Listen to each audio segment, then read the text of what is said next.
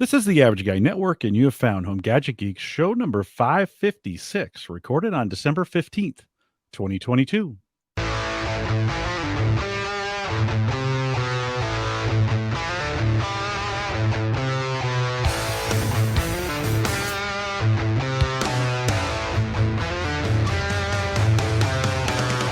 Here on Home Gadget Geeks, we cover all the favorite tech gadgets that find their way into your home. News, reviews, product updates, and conversation, all for the average tech guy. I'm your host, Jim Collison, broadcasting live from a blustery Bellevue, Nebraska. I mean, it's not Canada, but it was chilly and a lot of snow today. And of course, we'll post the show, maybe some warmer show notes out at theaverageguy.tv. Big thanks to Dave McCabe, who joined me last week. If you haven't listened to that, you might want to. In fact, a big thanks. Dave made me a life-size album art for Home Gadget Geeks sitting right over my left shoulder. And Dave, appreciate that. Meant a lot to me. And thanks for sending that this way. Interesting conversation about CNC machines and woodworking and technology that goes into it. If you haven't listened to it yet, go back and listen to 555. Well, I always look forward to this. She comes back more and more often, and it's always awesome. Erin Lawrence is with us tonight. Erin, welcome back. Hello, Jim. Always happy to be here with you and your audience. Happy holidays, Merry Christmas, and all that good stuff. Yeah. Happy holidays to you as well. We're in the thick of the holiday season. We're 10 days away as we record this. We're just 10 days. It's hard to believe. We're 10 days away from Christmas. You've been posting a lot of great tech gadgets to your site, but let's get caught up with you really quick. What's keeping you busy? What's going on with you? Those kinds of things. A ton of reviews, Jim. I kind of set a goal for myself to do as many reviews as humanly possible, as it turns out, ahead of the holiday season, because I know folks want to do their holiday shopping. So I tried to get a ton of reviews up before Black Friday, and I think I succeeded. Lots of cool gadgets and tech, smart lighting, tech toys. Gosh, what else? Coffee gadgets. I know you're a fan of the coffee gadgets as well. So just tried to get as many reviews up as I could. And I'm still pushing the tail end of those reviews too onto techgadgetscanada.com and the YouTube channel. Yeah, it's a never-ending treadmill of work, right? Of review, you get one done, there's another one you got to get done. I've noticed you've kind of changed your format a little bit on your reviews, and you have a very upfront pros and cons section in the review, so someone could go to that review pretty quickly if they were looking, they wanted to see that. Do you feel like the influence of your reviews changes based on feedback that you get from viewers or readers or subscribers, and how does that work for you? Definitely. I love getting feedback from readers at techgadgetscanada.com and Tech Gadgets International, and from the YouTube audience too. So I do always tweak what I'm doing, whether that's the written article format or the YouTube videos.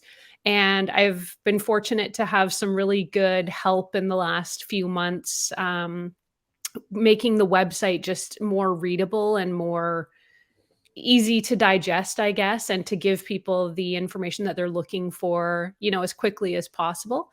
So yeah, I've been making some tweaks to that, just giving folks the at a glance things that they might want to know about a gadget, and making some changes as well to how I present things on video, just making them a little more dynamic, a little more interesting, a little more visual. It's still just me doing everything. Like I said, I do have some help and guidance, but it's really still just me. So I'm kind of just trying to do the best with what I have, which is me. And that's why I like getting feedback from folks, because I don't get focus groups, Jim. I just hear from the audience, and I like to know what they like. Your voiceover work on your videos has gotten really good. I've been watching your videos for the last 3-4 years, and your voiceover work that you do on the videos, that's really hard work to do. I thought at one point I would be a good voiceover person, and I'm not. I'm not very good at it. Maybe with some practice I'd get better, but you're actually really, really good at it, and it sounds really good in your videos. So great job on that.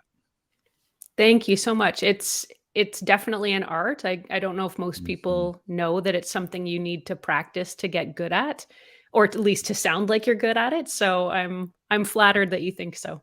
Yeah, no, they're really fun and good to listen to. Again, techgadgetscanada.com. I'll have the link in the show notes so you can go out there and take a peek at that. All the reviews that we look at tonight, I'll have the direct links for those as well. You know, I'm kind of a kitchen gadget guy, and I love those kitchen gadgets. Micah Librant originally brought the original Ember mug, and reviewed it here years ago, a couple years ago. But now you have the Ember 2 review up on your site. And first of all, it's a pretty expensive coffee cup. Why well, give it the review. Yeah, so the idea behind this is it's essentially a connected and powered coffee mug. Looks kind of like a regular coffee mug, except for there's a tiny LED light sort of in the base that you might not even notice if you weren't looking for it. But the idea behind this mug is that it will keep your coffee or tea or whatever your hot beverage of choice is at what they call a drinkable temperature. And it's important to note they're not saying it's going to keep it hot. It's going to keep it at a drinkable temperature because it won't keep it at like a boiling straight off the stove top level. What it does is it lowers it to whatever your drinkable temperature is. So if you like it hot still, it'll keep it hot, but just not boiling, and it'll keep it there for hours. It's got a battery built in, so you can, sit on the couch and read the morning news while you're having your coffee. It also comes with I guess you could call it a coaster. It plugs in, and if you set the mug on the coaster, it keeps the coffee or the drink warm as long as it's sitting there. So, I mean, you could still have your morning coffee hot for hours after you've poured it if it takes you that long to drink your coffee. But it's a really neat concept, and it actually works extremely well. I was both surprised and impressed by how much I like this device, so much so that after doing my review, I bought one for myself. Oh, nice. Now, okay. So what do you drink though? What is your drink of choice, and how do you sip it over the morning, or does it even have a chance? Like my coffee doesn't stand a chance of getting cold because I drink like 8 cups a morning, right? So, but if for you, what's that experience like? Yeah, so it takes me a little while longer. I'm more of a sipper, and using a regular mug, my coffee will get down to about, half to a third left, and it's kind of tepid at that point. So having this mug to keep it hot until I finish the cup, it actually helps me finish the cup because, you stop drinking Mm, the coffee when it gets cold and you don't want it anymore. But when it stays hot in the cup, you keep sipping away at it, and I find I'll finish my coffee and then be ready for another cup. yeah, yeah. I'm assuming in the app where you can kind of control that temperature, it's got some ranges of where it will keep it, because I think that's the important terminology, right? It keeps it at a constant temperature for you. Um, do you find those ranges are enough for most people? I think they would be. I like my coffee fairly hot, so I use the mug at its topmost, warmest, hottest temperature, and I find that's just fine for me. It keeps it, it's still hot enough probably to burn your tongue if you're not Oh, careful, but okay, it's not okay, scalding. yeah. And I wouldn't want it much cooler than that. I actually didn't experiment a lot with the lower end of the temperature just because I wouldn't want that, but there's quite a range available, and you just use the app, dial up the temperature that you want, and then it remembers these settings. So when you pour your coffee in the morning, the mug, as long as it's charged up, it'll automatically turn on and start holding the temperature for you. And then when it's empty, it goes to sleep. So it helps to preserve the battery life that way. There's about 90 minutes of power in the mug. And then, like I said, if you put it on that coaster that it comes with, it'll stay on all day long. Do you find okay, so can I be charging this while it's got liquid in it? So, like, I'm down here for 3 hours, that would be 2 cycles if I tried to do it. If it ran out of battery, I'm sure it would take longer than the rest of the morning to charge up. So, can it keep itself charged? It can. I mean, it depends, like, if you're drinking from it while it's sitting on the coaster, it's both keeping it warm and recharging the battery. If you're sort of using it on and off, I didn't experiment much with it that way. But I Mhm. found actually the 90 minutes is it's kind of good enough for me for my morning routine. That's about as long as I'd want it, and then by that time I'm getting up and going into my home office and getting started with my day, so I just tuck it onto the coaster and leave it there. And then the only other thing I've started doing with it is, at the end of the day I'll take the mug off the coaster, take it in, rinse it out, clean it, and then leave it in the kitchen. And because it goes to sleep, it's still fully charged in the morning when I take Okay. the coffee out. Okay. And if the mug is never not quite charged, I just end up putting it on the charging coaster overnight so that it is ready for the morning. Yeah, yeah, it just would be you could You got just set it options. there. Yeah, leave it there overnight. That would kinda be my preference. How many sizes? Does it come in, like, 15 different sizes, or is it like an old Ford Model T, you can have any one you want as long as it's black?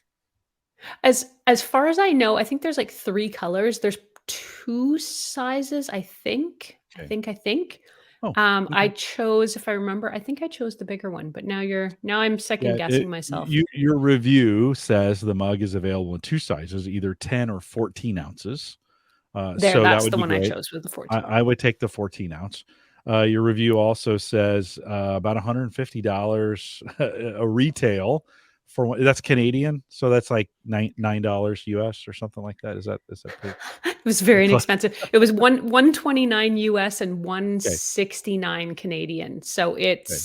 it's not inexpensive.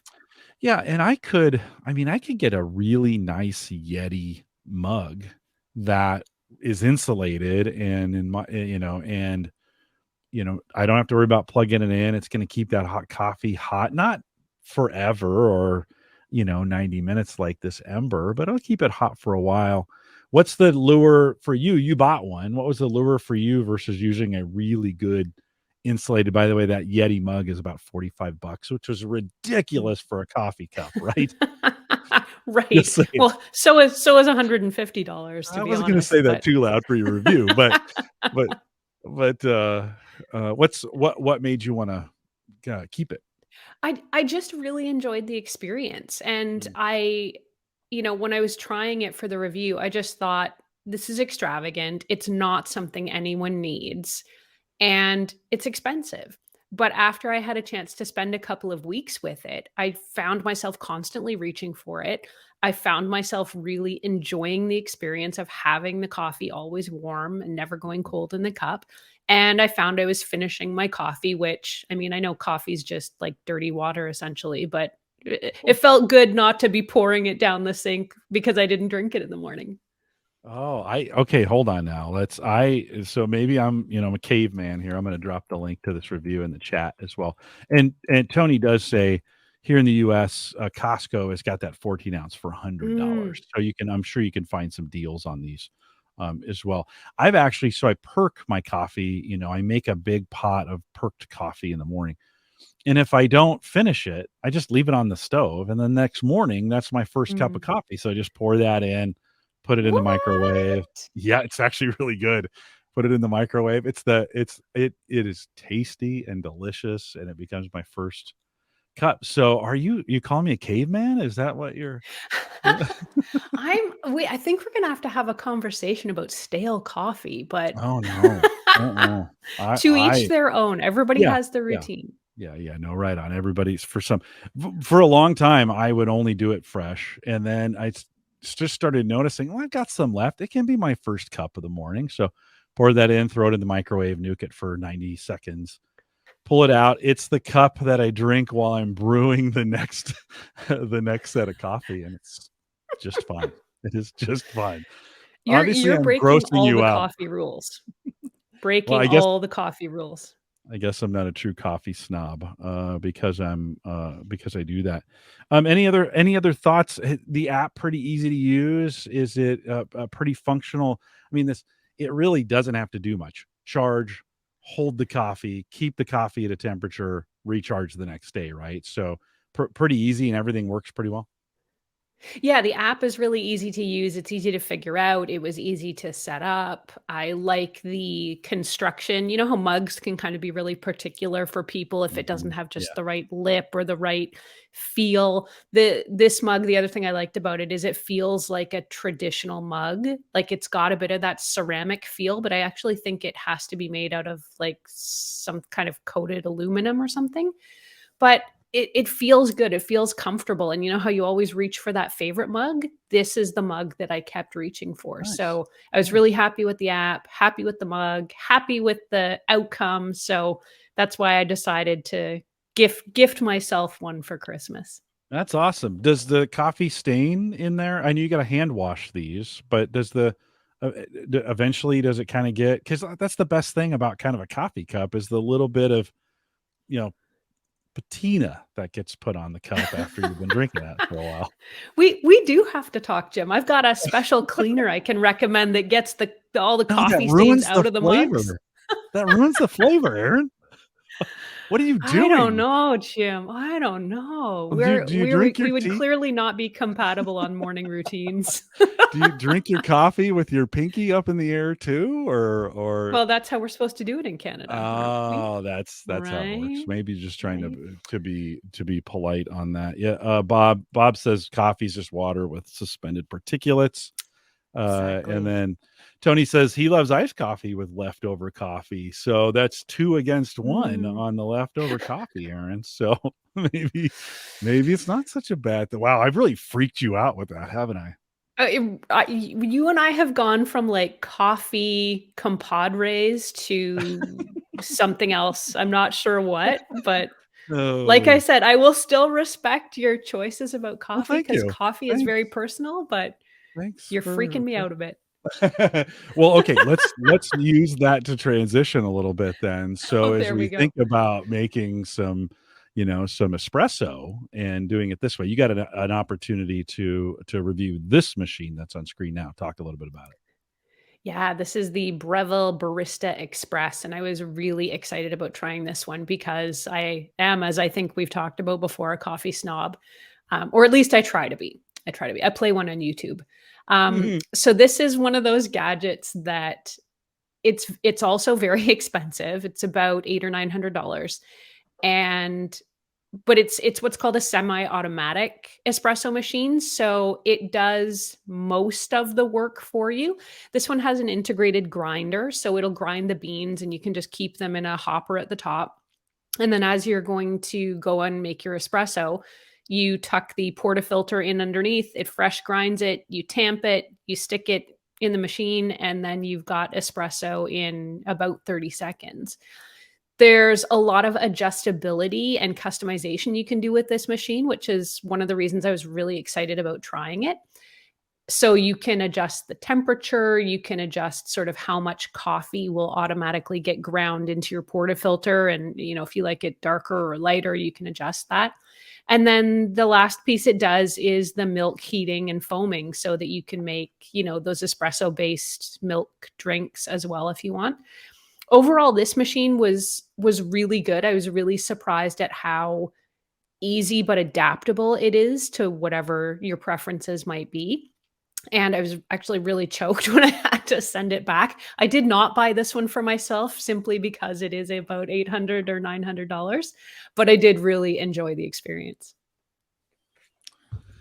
Did you could you tell the difference when you were making coffee out of this then because you're making espresso drinks with other machines, I'm assuming, Mhm. at home. Could you tell the difference in it, or was it just the options that were better for you? No, you can tell the difference, I think, because with a machine like this, you do have to use espresso beans, Mhm, unlike mhm. something like a Nespresso or a Keurig, where you can pop in a pod and you get what you get. With this, it helps if you choose quality beans that are fresh and they're ground fresh. So I noticed that does make a difference. I mean, it makes a really good espresso. And at the same time, it'll make a really bad espresso if you have cheap or stale beans. I think one of the first cups I made, I was really excited to try it, and I had quite old espresso beans. And I made the drink, and didn't really think it was that good, but I also realized that that was probably the fault of the beans and not the machine. So by the time I got Yeah. some fresh coffee beans into it, huge game changer, and it was so much better, a Mhm. much better experience. Mhm. The milk frothers can always be the make or break on a machine like this. And sometimes it's, I like to say options equal confusion because you almost get too many options, right? There's too many things you can do it. And for the novice who's really just trying to froth the milk, it's it there's a gigantic learning curve to it, Mhm. with it. Was this one of those frothers pretty easy to use out of the chute, or did it kinda require some practice before you could get it froth just the way you like it? Definitely, it required practice. I think that's more because of me. I don't often drink milk espresso drinks. I'm a straight up espresso gal. Mm, 'kay. But in testing this out, I did obviously want to try that as one of the key features. So the whole thing, it has one of those sort of, you could call it a traditional wand, steamer wand Mhm, attachment thing. mm, So you need to have one of the cups, and then you've sort of got to get the steam going and then swirl it around, and there's, gosh, you could watch entire YouTube channels devoted to how mhm, to properly steam mhm. and foam milk, but you've got to sort of get this vortex going, and then you introduce the air in at just the right time and it creates the micro foam. And I learned all that off YouTube. I hope I did it justice. Now now now you're a milk frothing expert because 'cause you've watched, like, Right, 17 milk snob. frothing videos. We had a Mr. Coffee, espresso maker at one point, so this was like the $90 version of this.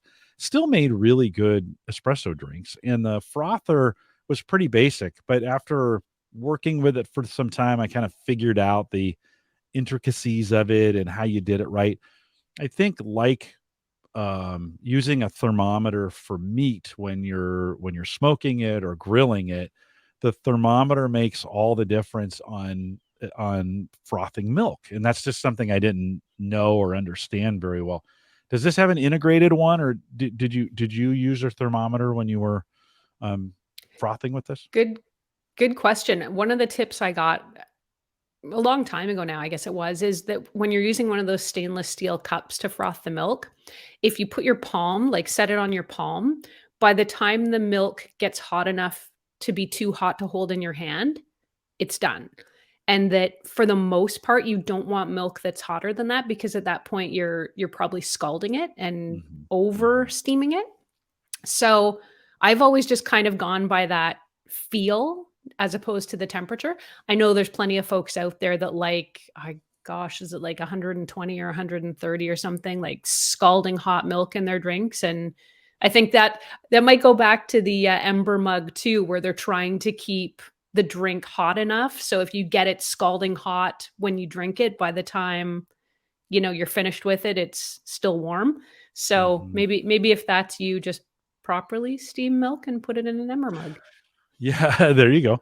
I've found actually pre-warming the cup is so helpful in keeping, because on cold mornings, you pull that mug out of the in our kitchen sits on a wall that's a north-facing wall, and I don't know if there's any insulation in it. I just to be honest, those cups come out pretty cold sometimes, it's just a little chilly on a morning. Throw a little water in it, nuke it for 90 seconds, get the cup hot, and then drop the espresso into that already warm cup. Keeps it warmer longer because it's not a lot of liquid and it can cool off pretty fast. While you're frothing the milk, that'll actually kind of keep your coffee hotter. Bob brings up an interesting point. This is kind of what I've been doing now. He says, or you can cheat, get one of those frothing heating machines from places like Nespresso. There's a bunch of them on Amazon. They just have a magnetic frother on the bottom, and you just it's literally fill it with milk, hit the button, and it just have you done those? Have you tried those before? Have you reviewed anything of those frothers? Not those ones, but there's another one that I did try, about a month or so ago. I think it's called Zulay, Mhm. Zulay, and it's a wand that you can just tuck Yeah. into your mug, so you can put the milk right in the mug, drop in the wand, turn it on, and gosh, in like 10 seconds, I had foamed milk. Mhm. Now, it Mhm. doesn't heat it, So you've got to Right. have a microwave or, heat it up on the stove, whatever you want to do, but it foams it actually really well. So I should try one of those Nespresso ones because I've actually heard people say that they're quite effective. Yeah, they work pretty well. We've had one at work. If you use the wire, you'll get a lot of foam for like a cappuccino if that's what you want to do. You can use the flat disc and it'll get the froth that you're looking for. One of the nice things about it is, especially during the pandemic, I had a routine where I would come down and I'd use Nespresso and I'd use the espresso pods, which actually makes pretty decent. It's not as good as fresh. It's not as good as fresh, but it worked. And I pour the milk in that frother and put the lid on, hitting the button. So now I have two things running on their own. I don't have to pay attention to them. I don't have to do it after I warmed up the cup. And then Automation. I'd start unloading the dishwasher, and Yeah. and so by the time I got the dishwasher unloaded, those two things were done. I'd pour them together, mix it up, and then I'd have my latte. uh Before that I would be perking the coffee, so the coffee be perking, then I'd get that rolling, then I'd get the dishes unloaded, then grab a little cereal. So it was kind of a whole routine. It just worked for me. And the other thing that worked out really well with that is if I used almond milk or if I used lactose free milk. Like lactose free milk makes great froth, and you Hmm. think, "Oh, really?" And you're like, "Yeah, it is actually one of the easiest milk Huh. forms to make. It's Good to super know. easy. Yeah, it froths well. It holds the froth really, really well. It holds it like cheesecake. Like, Oh, cool. like in the car, if it jostles, the coffee doesn't come out. Like it holds, it holds. It's like a net. It does. Yeah, it's a holding effect. Um, Bob also says in that comment, he says steaming is technically adding water to the milk, and you do it not enough that it really matters. I think in a lot of cases, but certainly with like the one I have, there's no steam introduced. It's a hot plate that's Mhm. spinning. The cleanup is easy. It's just a brush on the inside, rinse it out, put it in the strainer, and you're done. So that's kind of an easy way to do it. Uncle Marv says junior coffee snob here, so he must be enjoying the conversation. Uncle Um, Marv. Bob also says some of the fancy espresso machines have a cup warmers on the top. Does this one have a warmer? Because again, warming that cup up, I think, makes a difference. Does this one have it? Warming the cup up does absolutely make a difference. It helps a lot. This one's got it's not so much a warmer, but it's an area that gets warm. Right. So I think if you let the machine heat up properly, it will take the edge off your cup. I'm always, jonesing for that first espresso in the morning, so I don't really give it a whole lot of time to Yeah. to heat the cup up. I just want the espresso and I want it now. Oh, yeah. Kind of looking out one eye, hoping that That's right. it's hitting the mug, Yep. kind of deal. Bob says even though I have that frother, I also bought the manual one that you recommended. So thanks, Aaron, on that Oh, cool. for that recommendation. Yeah. Any other thoughts from this coffee? So 800. At what point does it become worth it? Do you think for a coffee person? I think that's pretty easy. I mean, if you're the type that goes to Starbucks once or even twice a day, you're getting your morning coffee at 4 or 5 bucks a pop and maybe getting one in the afternoon. I think this pays for itself awfully quickly. So if you always go out for your coffee, and I know we're all paying attention to the economy and recessions and things like that right now, do the math, and this might be, especially if you work at home, this might be a really great investment for you. No, it's a necessity if you work at home. I think you can write it Definitely. off as a business expense. That Probably. right, If you have a Aaron? good accountant or a good tax specialist, Mhm. absolutely they could find a way to do that. And there might be some sales going on from Twitter right now. You might even be able to get some really nice coffee machines coming out of the That's Twitter right. headquarters right now. Signage and coffee making machines. Oh, yeah, no, I do think you're right. I mean, my purchasing of coffee went way down during the pandemic. I mean, you'd be like, "Yeah, duh." I mean, you couldn't go, right? Okay, but even Mhm. post, 2021, 2022, as things started coming back, I tell you what, I have gift cards and stuff at Starbucks that I haven't even used because my patterns have completely changed, and I've Mm. figured out how to make really great coffee at home. And so it's It is saving me a ton. I don't know if I would go the route of a really fancy machine now because I've got the Nespresso that works good enough for me. I mean, listen, I'm the guy who drinks day old coffee, so obviously Right. that's good enough for me. Yeah, So, I don't think this is for you, Jim. I gave it a quick thought there, and no, it's not for you. listen, I've had machines like that in the past, and I like doing them. They're just almost too much work, though, for me. Like, setting it up, kind of packing. I would listen. I hand packed it and put it in, Yeah. and and I love the smell of it. But man, that putting the pod in on the Nespresso and just walking away, pretty handy, pretty I'm handy. not gonna lie, that's my go-to for espresso most mornings Yeah, when I'm not reviewing something, just yeah. because it's quick, easy, and it gets the job done. Yeah, yeah, and not the cheapest, but not terribly expensive either, right? I mean, you're paying $1.10 a pod. A Keurig you can get for maybe 50 cents, 50 to 75 cents a pod, doing it that way. So still not the cheapest when I make, the perked coffee is by far, even though I buy really expensive beans, it's still the Mm, cheapest form of the coffee that we make, but yeah. and it's really delicious, Yeah, especially if you're even feeding, more than one person with the coffee, right? No, right on, right on. Yeah, yeah, for sure. Let's change gears here a little bit. And when I saw this, I thought this was kind of interesting. And I've actually both TVs I bought recently have had a Fire Stick or a Fire enabled built into them, and I had never used a Fire device, an Amazon Fire device before. But I kind of like them now that I've got them in here. I kind of like them. You got a chance to review the newest Fire TV Cube with the voice remote in it. I think that's going to be in the remote itself. But talk a little Mhm. bit about that. Yeah, so this is my second review of an Amazon Fire TV Cube. I've also reviewed the Fire TV Sticks. And this is another gadget where I thought, I've tried almost all the streaming platforms and devices and dongles and gadgets, and do we really need another one? It's a great gadget. So I quite like it. I quite like the Fire TV Cube in particular because it's also an Amazon Echo speaker.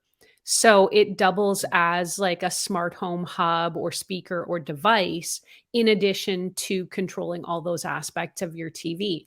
So it's got all the streaming channels that you would expect, the Netflix, the YouTube, Apple TV Plus, Disney, all of those. And the newest one, the 2022 version, will also support Dolby Vision and HDR if you've got a TV that can also support that as well. Um, you use a well, I mean, you can talk to it because it's an Amazon Echo device. So you can simply Yeah. ask it for things to change channels or load programs or search for movies, or you can use that remote control that comes with it. If you're, if you're, is it analog like that still? And you don't want to talk to your TV?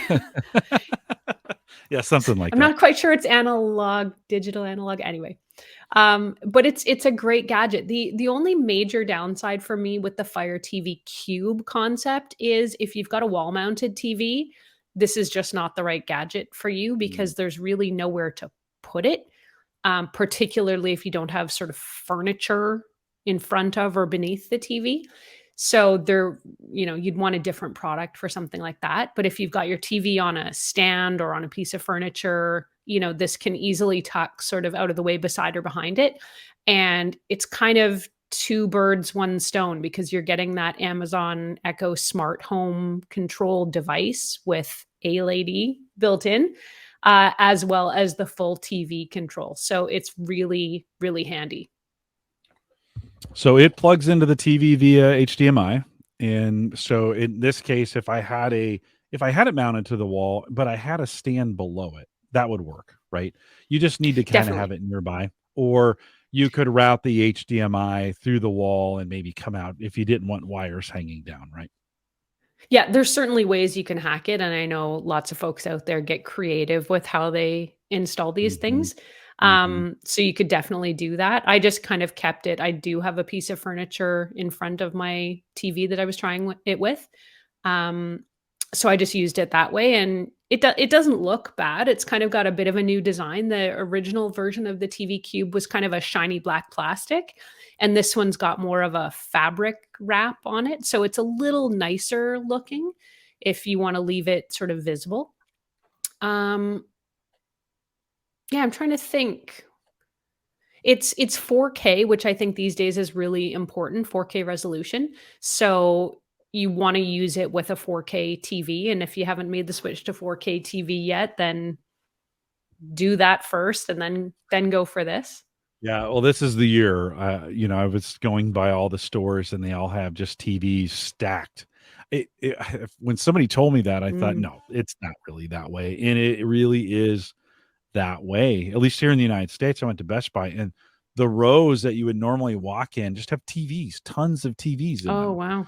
And the pricing is so attractive for those right now. I mean, you can get a pretty decent 4K TV. I was telling you in pre-show, I just bought a new 14.4 gaming monitor that I could have went 4K with. I think for me and what I was going to use that for, 4K is a little much right now on that.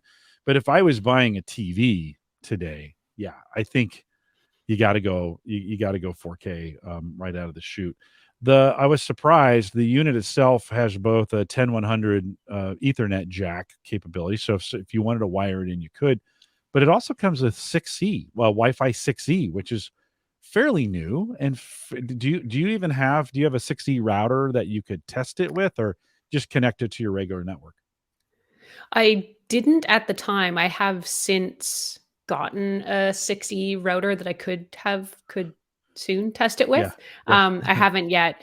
It's I don't think it's a widely known concept yet that there's sort of this next generation of Wi-Fi that's made to better manage all of the smart devices and the gadgets that we now put on our home Wi-Fi systems, which is what Wi-Fi 6E is sort of designed to do. So it's kind of future proofing it, I would say. And a lot of gadgets and devices and smart home things are also made to be compatible with things like Wi-Fi 6E or Matter, which is also coming out, which is a new smart home protocol. And all of these sort of new protocols and systems are designed to, like I said, just better balance all this stuff we have. Because if you've got, 10 or 12 smart lights in your house, two or three or four phones, everybody's also Yeah. got a Yeah. laptop, you know, a smart thermostat, a home alarm system, like all of this is running on your home Wi-Fi network, Yeah. and it can become congested, Wow. particularly if you've got older routers and modems.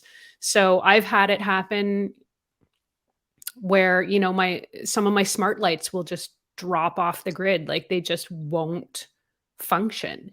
And it's because as we keep filling our Wi-Fi networks with more and more stuff, something falls off the edge of the cliff, right? Mhm. So, and that's Mhm. sometimes that's my smart lights. Yeah, they built those routers, tried to make them, so they could sell them for a nickel, and put cheap components in them. I mean, they work good enough for what we had at the time, but as we Yeah. put more and more things on them, they didn't have active cooling in most of them. They were just chips. No. So those chips would get hot, and yeah, they'd put little holes on the thing, but there was really no way to cool Right. them. So those chips were burning up, physically, and maybe emotionally. At times, they were just burning up. And so, yeah, I think we finally gotten to this point with first 6 and now Wi-Fi 6E, where and they're more expensive for sure. I mean, I'm looking at a 6E Oh, router right yes. now that's $4.99, and that's not And that's probably just for $4.99. one pod. Uh-huh. Because if you Yeah. need 2 or 3 pods for your Right. house, they're Right. going for, at least in Canada, they're going for close to $1,000. Yeah. But Yeah. if you think this is my logic on spending lots of money on a haircut. It's the hair is the accessory you wear every day in every situation. So you Yep. damn well better spend good money on a haircut. And I feel the same way about Wi-Fi. I mean, absolutely everything we're running in our homes now, needs Wi-Fi. So at some point we're all going to have to start shelling out for better Wi-Fi. Plan Well, now. I think it will come down. So we're early. It's early days. That stuff's always expensive. There'll be some offerings, but I think it should probably be you should probably be in the $200 to $300 range anyway, when you're investing in Mhm. something like that with as many devices. I just don't think you're going to get away with a cheap router, anymore, a cheap Wi-Fi router anymore. I think you need to probably invest a little bit in it. Says the Okay. guy who drinks the coffee on the second day. Um, Used coffee. Erin, I want to ask you about. I see in this picture down below here, there's some bottles over there by the TV. Oh, What's going on yes. over there? What do you got? That's Is a little bar down there? What's happening? that's the home bourbon collection, Jim. Oh, That's my nice. husband is rather a bourbon aficionado. I'm the coffee snob and he's the bourbon snob. So anytime we travel, generally to America, he will pick up a bottle of bourbon that we can't get in Canada because truthfully, we can get about 6 or 8 different bourbons in Canada, and that's about it. So he's got a bit of a bourbon Really? collection going, and he'll rotate different bottles onto the credenza where we can sort of see them and sample them. Six, like, that's terrible. Like, you Oh, guys yeah. should picket and like revolt. Trudeau, you're We're out of here. we're fortunate in that we know a friend of ours owns a liquor store chain, I guess you could say. So Okay. he will Yeah. frequently talk to my husband about, okay, well, what's the next bourbon that we need to, Yeah. start to Yeah. now import into Yeah. Canada? And he's been providing recommendations on that. But it's when we come down to like Total Wines in the States, Oh, yeah. it Yeah, yeah. is Uh-huh. it's we I know we're gonna be there in the bourbon aisle for an hour because he just needs to see everything that's new. He wants to check out, what he can't get and if there's special editions. And then, of course, we have a limit in Canada of how much liquor you can bring back without having to pay tax on it. And oh, Canada. Oh, Canada. Yeah, well, listen, my son probably has 50 bourbons just in Oh, his wow. oh my gosh, yeah. Well, rye, bourbons, whiskeys, we'll put all those Yeah. together, well, good. I'm Brown glad to liquor. s Yeah, yeah, yeah, yeah. Delicious is what it is. Yes.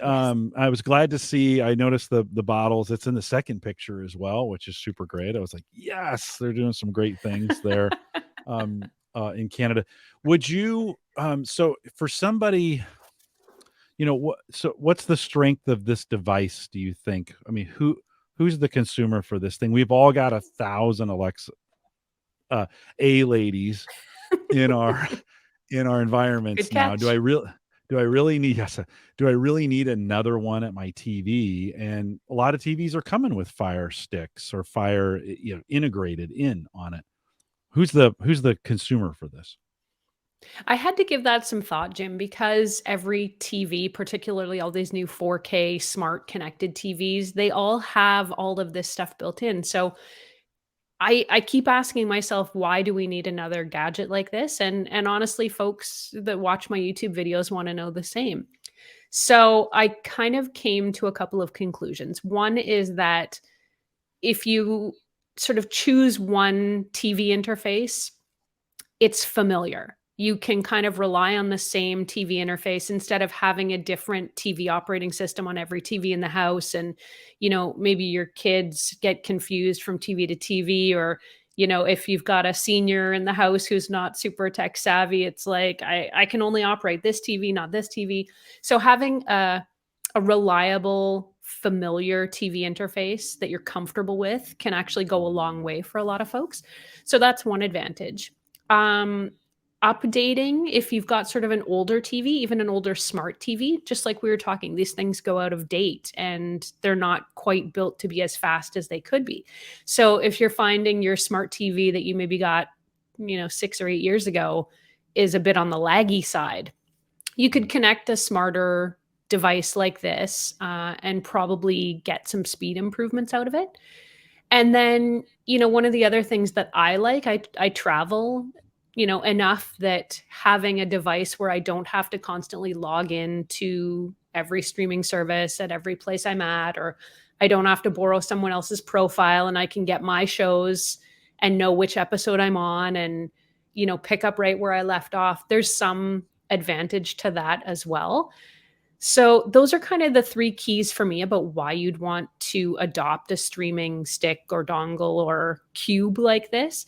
And then I just thought that it was also really handy to have the smart digital assistant married into this technology, much in the same way I think Roku built smart digital assistant into one of its sound bars, a small compact sound bar. So it's convenient. You mentioned in that, I was going back to the review, it's got a USB port in the back as well. For a lot of folks, that a lot of listeners of this, we have Shield, NVIDIA Shield devices, Mm. same idea, way earlier. I mean, Shields have been out now 4, 5, 6 years doing this with Android. Does that USB do anything? I can't like, what would it do? Like, do you know? Did you try it for anything? I didn't try it, and that was one of the things that I'm not actually sure. They Huh. they say that it can be used for storage or, Storage? like, storage or, you know, if What you've would you got a store? huge Yeah. Yeah. if you've got a big Huh. video file you wanna access, a Yeah. home movie library, I don't know. Huh. Yeah, maybe there's I some also think it's services a bit that of a take legacy advantage of too. it. Yeah. Yeah. Yeah. Maybe so. And it may be sometimes they put those on for other, like, testing type things when they wanna do some, if they have problems with it or whatever. So, yeah, I can't imagine. I'm sure, Tony says for Plex, maybe for Mm, Plex files or storage for apps that are on there. That's very possible. Some of those apps, look for extra storage. Bob, you're not going to play Fortnite. Maybe you would play Fortnite on this thing. You never know. These maybe. these things are getting so powerful. Um, the processors are just getting better and better on them. Again, I wouldn't. There's not a. They don't replace anything, but they are getting better. They used to be super slow and really clunky, Mhm. and boy, the Fire TV that I have and the Fire Stick that I've been using, and I bought the 4K one too, the 4K Fire Stick, um, work just great. I mean, they're Yeah, they're a pretty. lot faster now to the point where, Mhm. when you push something on the remote, it happens instantly instead of, some of the older TVs, you could push the button and you'd sort of have to wait for something to load Yeah, up or, yeah, the spinning wheel. yeah. Nothing more frustrating than trying to go through a menu and it's delayed. You're like, push it once, it doesn't go anywhere. You push it again, then it skips two ahead, and you're like, Right. No. whatever. So, well, one of the last reviews, just in the last few minutes that I have you here, one of the last reviews you did was around a portable projector in this economy. Like, is a projector a viable gadget anymore? I don't think this one is, but I mean, spoiler alert, sorry audience. Um, the truth is the concept of this one I think has merit. It's a good idea and the size of it is quite smart.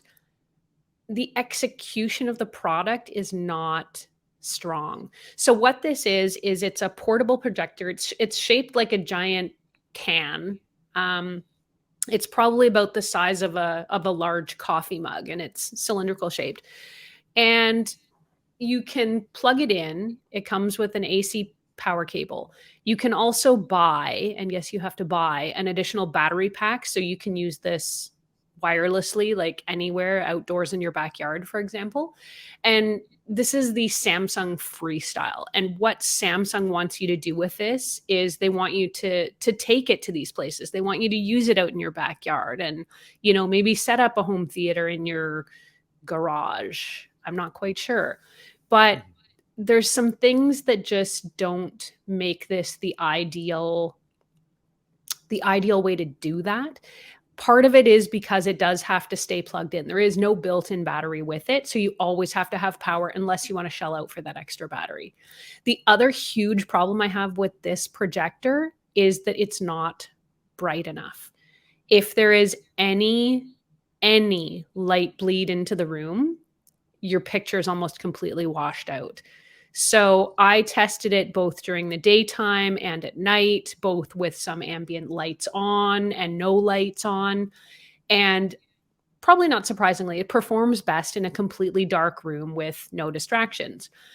But that's sort of not the concept that Samsung is trying to get you to buy into here. They're saying, take it out in your backyard. And I'm thinking, yeah, but if my neighbors have the lights on and it's not quite full dark, Mhm. we're not Mhm. going to be able to see what we're watching. Mhm. So the biggest problem for me with this projector is not the idea of it.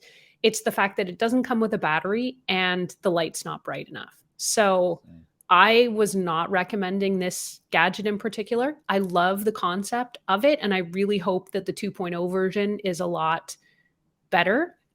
This one is not great. And the last thing I'll say about this, I'm trying not to kick the poor Samsung Freestyle while it's down, but it's it's not 4K either. It's an HD projector, so it's quite expensive already as it is, and you're not getting a 4K resolution machine. So that's kind of a bit of a letdown.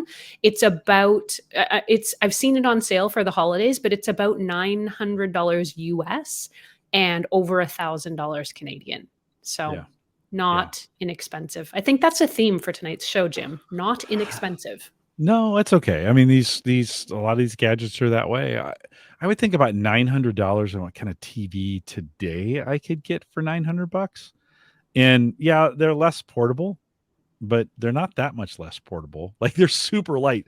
Yeah. Like one person, you can take a 55, even a 65 Oh, inch TV definitely.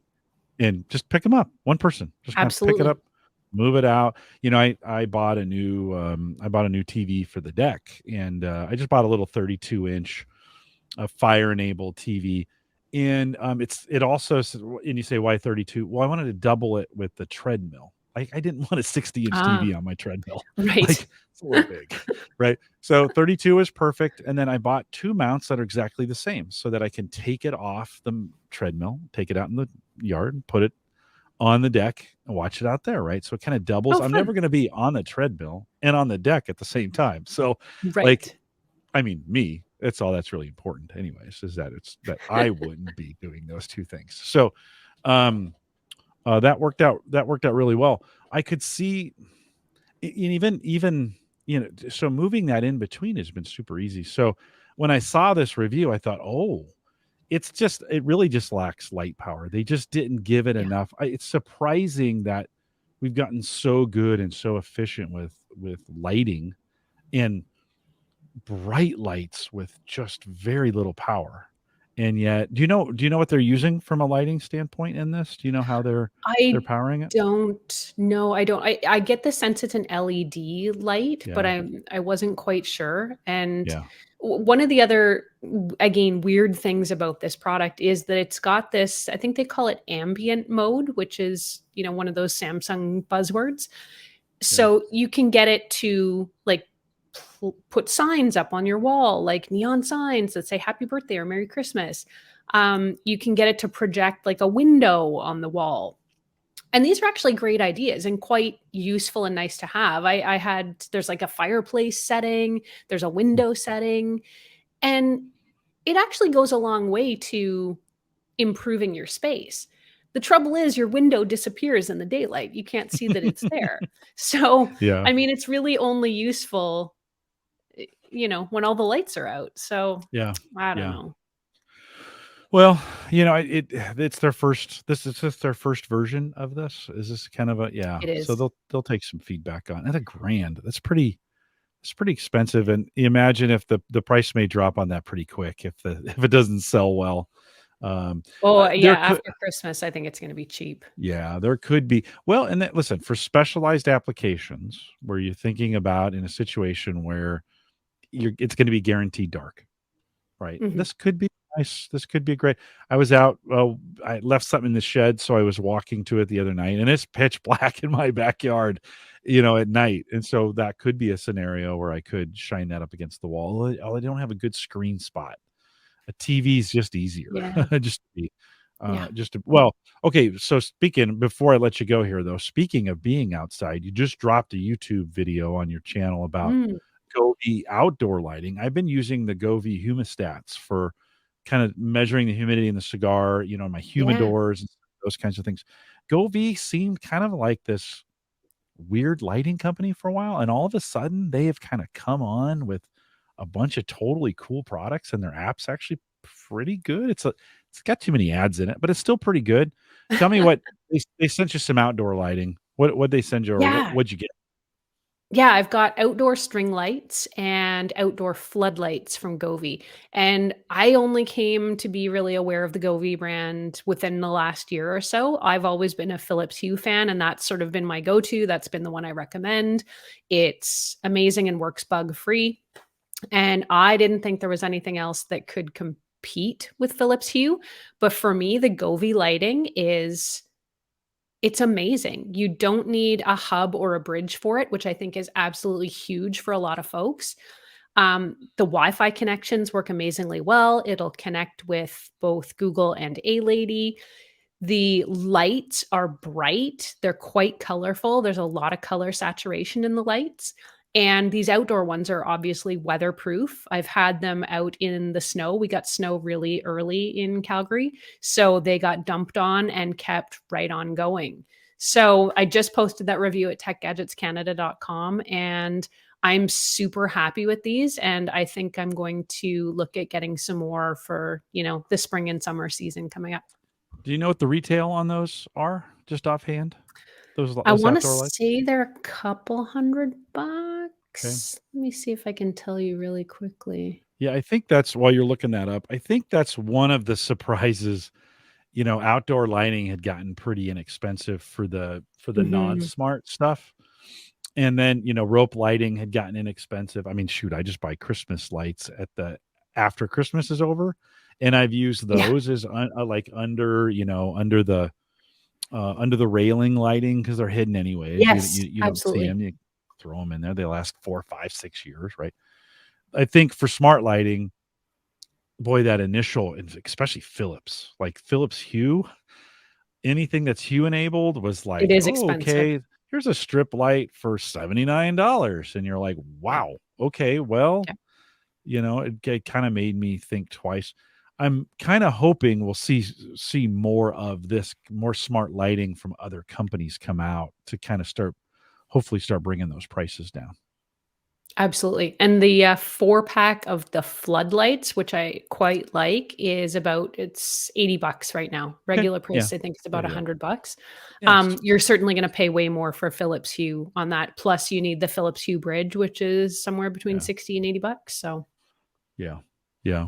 Yeah, well, but it's beautiful when it's out there. I watched the video just a few minutes before we started the show, and you were showing it, and boy, outdoor lighting, and even, I mean, just white lighting is beautiful, but when you can kind of change the colors and do it on the fly, do it off your phone, some of those kinds of things, it holiday just themes, it's so Mhm. easy. Yeah, makes it a little bit easier to do it. Well, Aaron, what's coming up in the final 2 minutes here before I let you go? What's coming up at techgadgetscanada.com? What are you reviewing that you're excited about? Maybe coming out here in the next couple weeks. Oh, yeah. I've got the new Luft Lighter X, which is a wireless charcoal lighting gadget. Looks kind of like a Oh, giant bellows slash curling iron, if you know what a bellows is. Um, so it's meant to light up your charcoal for your yeah. barbecue. So I'm going to try that out. I've got a couple carpet cleaning gadgets from Bissell. And I got the new Amazon frames, the sunglasses that double as Oh, headphones, or I guess oh, speakers, because they're not really in your ears. So I'm testing those out. And that's actually quite an interesting experience. I wore them out this morning to walk the dog, and oh, I okay. think I'm gonna like them. I'll have to watch for that today. Santa delivered this brand new Quest Ooh. 2 with Resident Well, Evil and well. Beat Saber, and yeah, it was supposed to come tomorrow, but it just magically appeared today. So we'll be talking 2 weeks. We'll be talking about this in the rig is ready to I will go. have to listen. Yeah, the rig is ready to go, and I'm kind of excited to get on it. So I'll be interested in your review, and we'll talk about it here on the show. But I'm kind of excited. Can we do podcasting in VR? That's kind of the like, what would it mean for us to do this inside a virtual environment? How could it be different if we were both doing this virtual? I That don't would know. be very cool. Kind of interesting. Well, listen, I know you're big and important, and you've got important things to do tonight. So I'm gonna let you go and do those. Erin, thanks again for coming on. It's always great. Thanks for being a friend of the show. Thanks for all the great reviews. If you haven't followed Erin yet, head out to techgadgetscanada.com. All the links are on the page to follow you, to definitely subscribe to her on YouTube. That is like everybody should be subscribed to you that listens to this show Yes, should be please. subscribed to you on YouTube. Yeah. So we'll let you go. Be safe. Have a happy holidays. Merry Christmas. All those great things. Thanks for coming out tonight. I appreciate it. And to you, Jim, nice to talk with you, and Merry Christmas and Happy Holidays to the audience as well. All right. Take care and don't have too many nightmares about day old coffee.